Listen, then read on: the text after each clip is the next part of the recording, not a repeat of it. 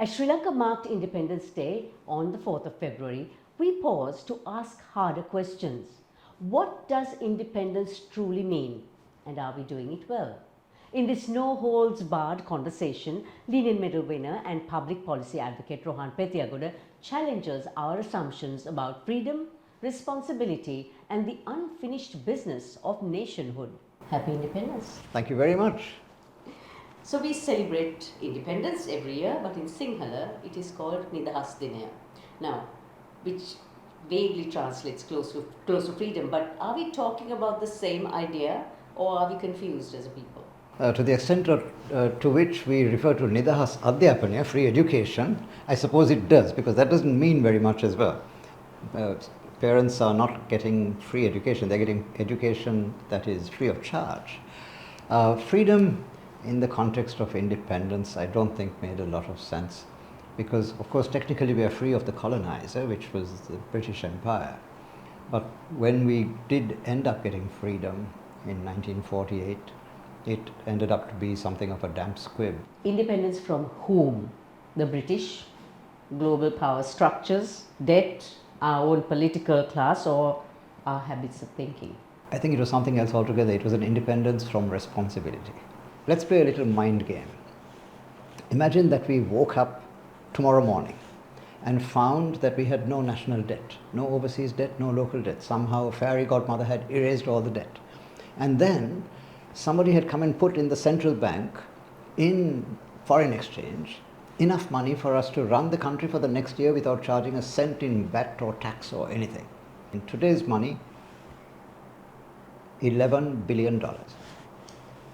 Assume that happened tomorrow morning and we had $11 billion in the central bank, no debts, inflation running at 2%, and exporting more than we import. You have a dream opportunity to build Sri Lanka into the most prosperous country on the planet.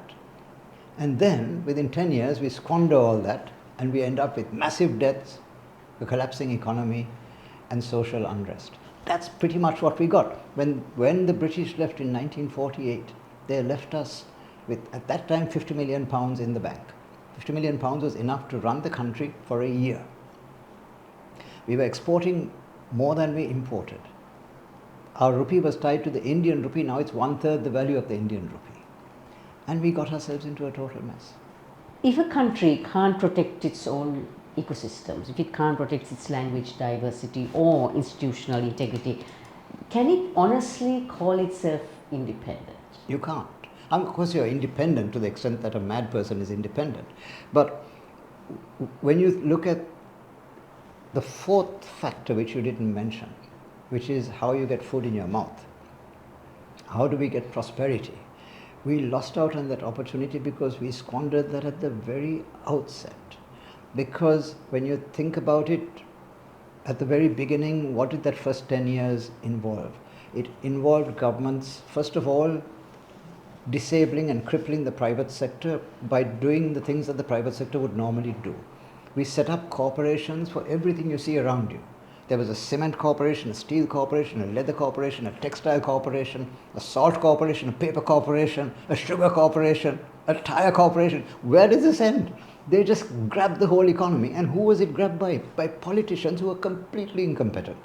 Not one of them had run a business or been a success in life. This was a bunch of losers taking charge of the country, and I include D.S. Senanayake and all those other Nayakas, the 5 Nayakas and Kotalavala. Those first 6 were walking disasters. We didn't deserve that. Because they had been trained, remember Savithri, they had been trained by the British through the Donoughmore Constitution. D.S. had been Minister of Agriculture for 15 years at the time he became Prime Minister. And what a loss he was. Independence and being an independent nation, a pipe dream for any nation. Is there any nation that can call itself truly independent? No, of course you're not. You never are independent. You have your allies, your friends, your enemies, your rivals, and it's within that context that one is independent. It's just like we as humans aren't independent either. We are dependent on our wider social ecosystem. So, is sovereignty without stewardship an illusion, really?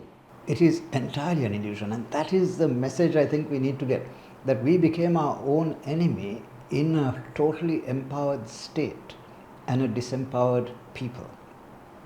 Even today, where is the freedom when the state owns 80% of the land in Sri Lanka? There are 1.2 million Sri Lankans who occupy land on permits. They don't have titles. 1.2 million people. Our tea industry is dominated by smallholders. Most of them don't own the land they cultivate. 400,000 smallholders who keep this industry alive. And when you do that, all you do is you perpetuate a peasantry. On the one hand, we are educating people through a wonderful free education system to be citizens of the world. On the other, we tell them, you can't really own any land, you can go and get a permit and cultivate 40 perches or 80 perches or some silly amount of land. How can people, rice farmers or tea smallholders, integrate themselves with global value chains by operating 1 acre of land on a permit? 70 plus years on, what has Sri Lanka done wrong in interpreting independence? We interpreted independence wrong from the get-go by seeing it as a freedom from colonialism as opposed to a responsibility to be the custodians of our own future. And there I think we really let our children and grandchildren down. We are the heirs of those first 3 generations of losers who borrowed money hand over fist and then decided they couldn't pay it back after all. They left it to us to pay back. This responsibility, it comes with choices, sometimes very uncomfortable choices.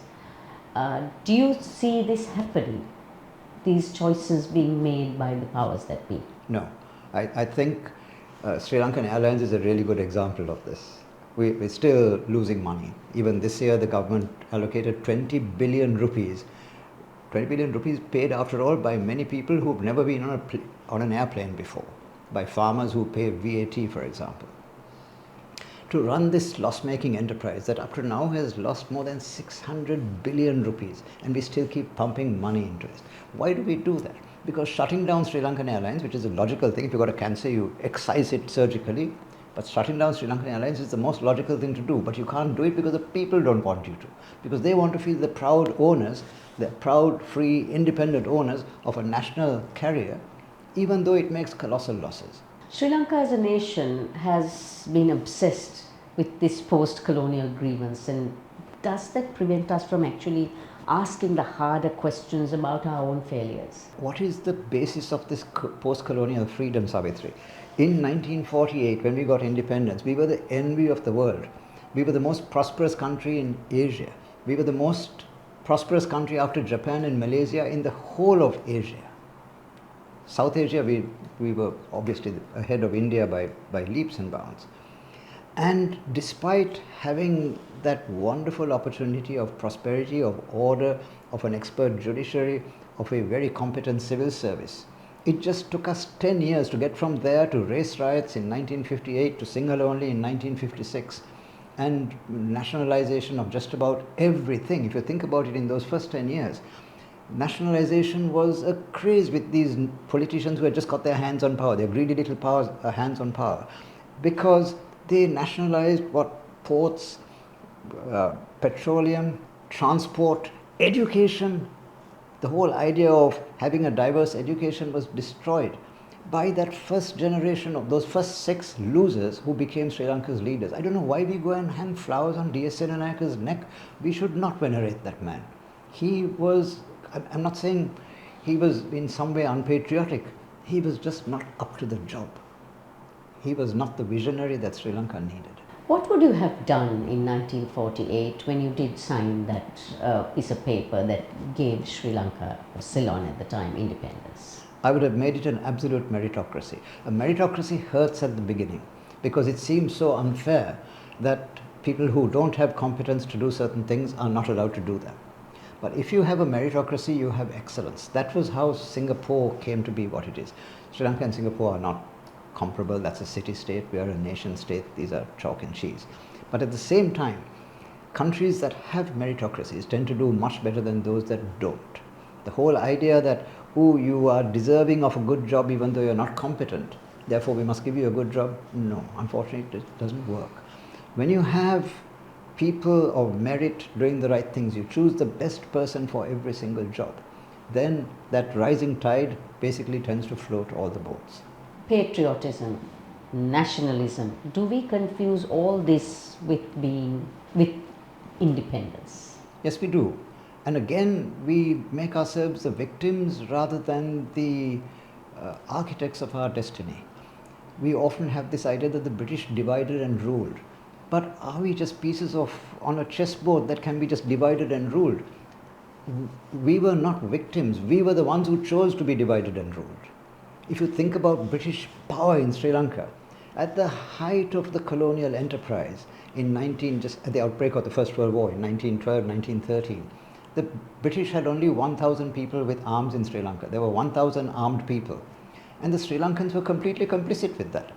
We didn't go and slaughter them in their beds. We could have strangled every one of them if we wanted to. But we were part of that colonial enterprise. So what did we get freedom from? We got freedom just to make the choices that the British wouldn't let us make, like spending more than we earned. Are we a subservient nation to the colonists, so to speak? No, I don't think so, and I don't think we should be. I certainly don't espouse colonialism. I think it's a terrible idea. But colonialism instilled in us a sense of responsibility. And independence only gave us the freedom of the wild ass not to be responsible. If you had to challenge Sri Lankans with one uncomfortable truth this Independence Day, what would it be? It would be that the idea of the freedom that we think we have being illusory is important to appreciate. We talk about patriotism, about loving this country. At the same time, we force our children to go and live in other countries. Nobody wants their children to grow up in Sri Lanka. We don't have aspirations and ambitions for Sri Lanka. We've given up on this country. Just face the fact that's what has happened. Because that's why people just flee this country to every place you go. Wherever in the world you go to, there's colonized. It's like Sri Lanka's been Eritrea or some kind of war zone, which we haven't, because people are running away from this country to live elsewhere. It's because the country sucks. Get used to it. We got to stop it from being that. We got to have a country that we're proud of. Because, this is heaven on earth.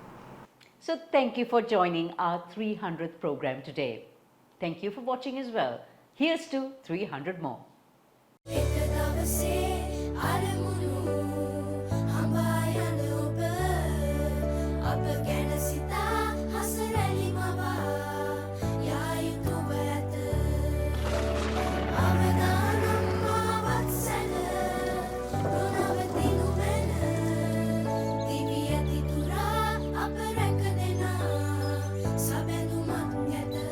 You focus on your goals. We will take care of the risks. Silly